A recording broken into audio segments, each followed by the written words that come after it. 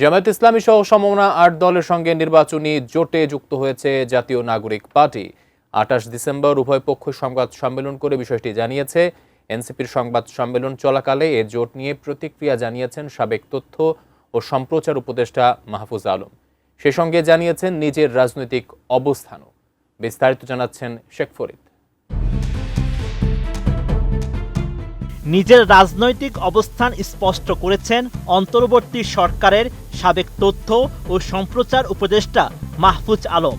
২৮ December সামাজিক মাধ্যম ফেসবুকে আমার রাজনৈতিক অবস্থান শিরোনামে দেওয়া সেই পোস্টে ৪টি বিষয় তুলে ধরেছেন সাবেক এই উপদেষ্টা। ফেসবুকে মাহফুজ আলম লিখেন, নাগরিক কমিটি ও এনসিপি জুলাইয়ে সম্মুখ সারির নেতৃত্বে সংগঠিত হয়েছিল।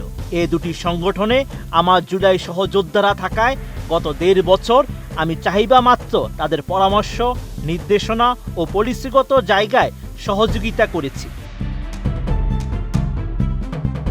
নতুন বাংলাদেশ গড়তে এলো জুলফিকার স্টিল।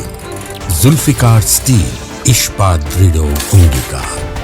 সাবেক এই উপদেষ্টা লিখেন, আমার অবস্থান স্পষ্ট।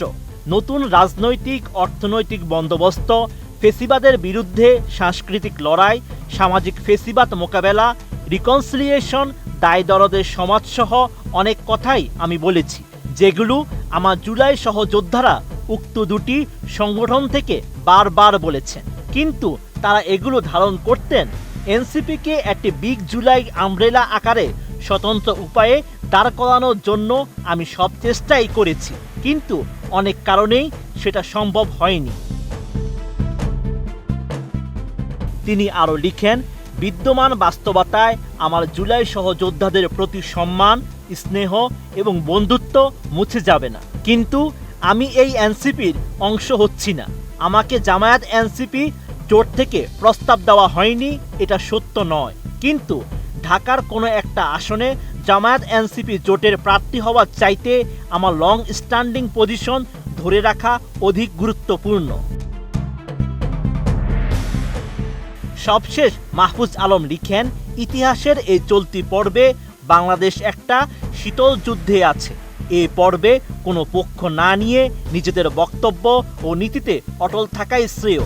জুলাই শক্তির সম্ভাবনা এখনো শেষ হয়ে যায়নি, বরং আমি গত ১.৫ বছরে যা বলেছি, যে নীতিতে বিশ্বাস রেখেছি তা অব্যাহত রাখব, রাজনৈতিক, সাংস্কৃতিক ও বুদ্ধিবৃত্তিক সকল উপায়ে। If you care to join me, you are most welcome. নতুন রাজনৈতিক অর্থনৈতিক বন্দোবস্ত সম্ভব ও বাস্তব, বিকল্প ও মধ্যপন্থী। জুলাই শক্তির উত্থান অত্যাসন্ন। Sheikh Farid, ATN news.